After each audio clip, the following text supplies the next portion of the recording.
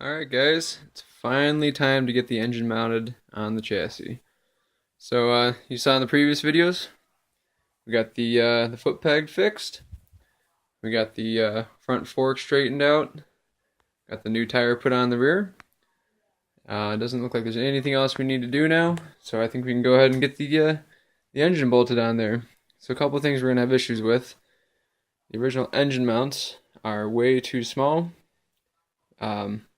The previous engine had a lot smaller footprint than the new engine, so we're gonna have to drill new holes in the engine mounting plate. And then other than that, it should be pretty straightforward. Okay, so I just got the engine just sitting in the frame right now. Chain kind of mocked up. You can see the chain still way too long, so I have to shorten it. But you can kind of see what I was talking about. See, there's the engine mount for the original engine. The other one is like right here. There's no way that would work. So I kind of have it loosely set up in there. Try to keep it, line it up where it needs to be.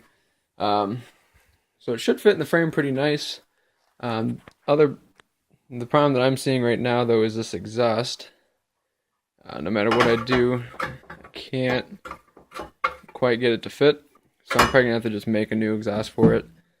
And I was kind of thinking, I've got this piece of pipe here, so I might make it like that, and then get one of those like cheapo Ace Hardware mufflers and just shoot it out to the side. It should look kind of cool.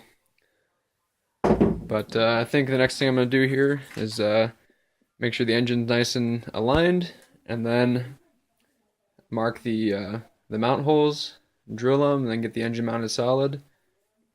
Get the chain cut to length. Get that tensioner.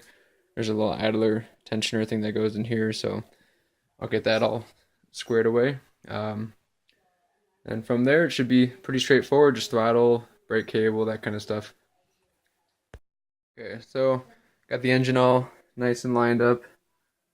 It's kind of hard to see, but nice and square. You look straight down. Chain looks pretty straight.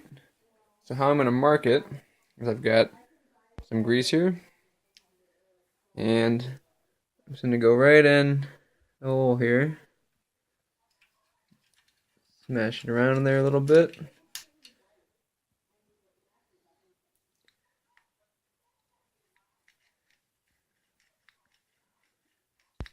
Do that on all of them. And then should have a nice marking of where my holes need to be drilled.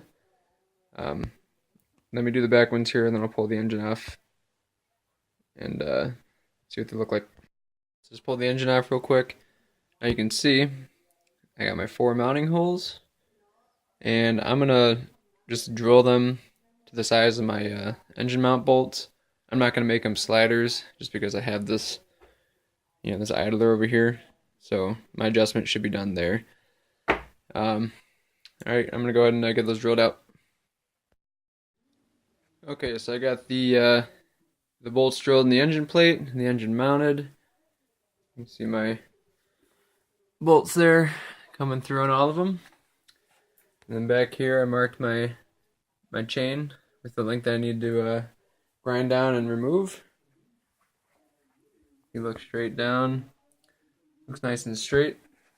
It is a little bit tight right now, but these brand new chains, they always tend to loosen up a little bit after you ride them for a bit. So I'm hoping once I get it on there, bolted down and running, it'll loosen up a little bit, and then I can put this tensioner in. I'd rather have it too tight than too loose though. Okay, so the engine is all bolted down. I got the bolt and the clutch too. Cut the chain to length. And sprin's pretty nice. Seems to be lined up pretty good. I'm pretty happy with that. Like I said, the chain is still a little bit too tight. So after I ride it for a while, I'm sure that'll loosen up, and then I'll get that tensioner installed. Alright, so now I'm going to move on to probably the throttle cable next. Mount it up there, get it run over here. On this motor, I actually deleted the governor. See, so there's no governor inside the engine, so I'm probably going to run the cable to like right here over to this, and then that'll be my throttle control. So I'm going to work on that next. Okay, so I hooked up the throttle. The way I did it, I didn't have a good hold down, so I used a washer, bolt, and then a rubber grommet. And it actually holds it pretty good. I got my cable coming through right here, and then it all hooked up here. So you can see, throttle works nice, snaps right back. The next thing I need to do is get the kill switch hooked up. So this side goes to ground. I'll probably put it right there or something like that. And then my other side, I'm actually going to solder it right to this kill wire here. Solder them together, heat shrink it, and then once that's all done, I'll tie up my wires nicely and everything. Get those tucked out of the way. And then from there, I need to run the brake cable. Brake cable is going to come down, run along this edge here, and then down to the back to my caliper there. Once that's done, I'll probably move on to the exhaust. Alright, so I got the kill switch wired up. You see, I just put the eyelet right here, and then down here, I soldered it together, heat shrinked it, and I got everything tied together over here. Left a little extra slack in the throttle cable. I don't think that'll hurt anything. And the throttle still works nice, snaps right back. Alright, onto the brake cable. Okay, so I got the brake cable routed. See, it comes up and around. Goes up to the brake handle. Actually, that motor sits really nice in that frame. I'm pretty happy with how that looks. The next thing I want to get finished is the exhaust. And once the exhaust is done, the only thing I need to do is put a gas tank on it. The original gas tank from this motor doesn't fit in the frame. It hits the top of the frame. So what I'm thinking I'm going to do is try to figure out a way to mount this little gas tank here. This came off the original engine that came on the mini bike. I might just mount it up there. I'm not quite sure how yet. Maybe I'll make some brackets or something. But then that way I can at least ride the bike, make sure it works, and then I'll come up with something better for a gas tank because I'm not really a fan of that, but at least it'll work for now. Alright. Okay, so I thought it over and I really don't like that gas tank up there. So I went ahead and ordered a new gas tank. It's just one of those cheap plastic ones, but at least that way I can actually mount it properly without having to use zip ties and junk. I started on the exhaust, and I took the original muffler, and I chopped the flange off here. So I'm just going to put that in there like that. That way I don't have to make a flange. And then I think what I'll probably do is use this muffler here. I'll put this pipe on there like that. Just weld it on, kind of point the exhaust towards the back, so I can give you an idea what it'll look like.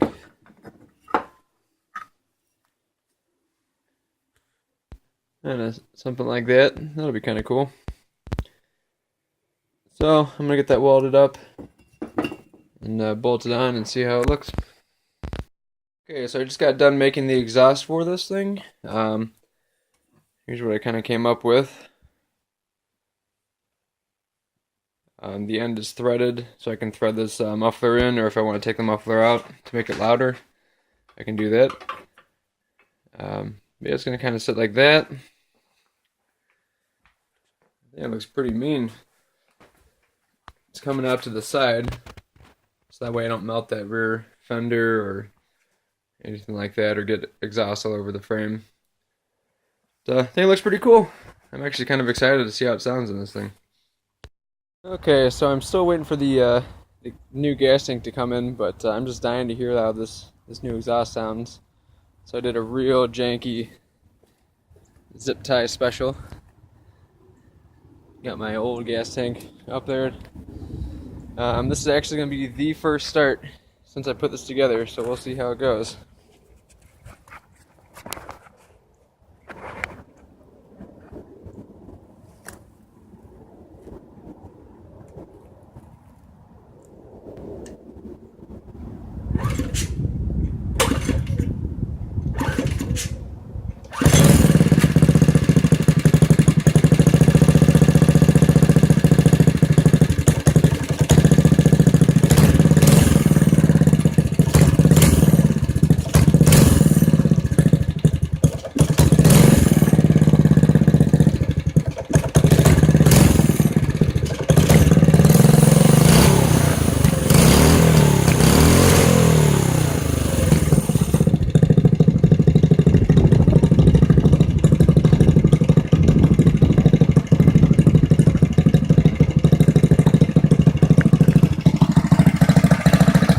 It sounds pretty darn good. It's loud.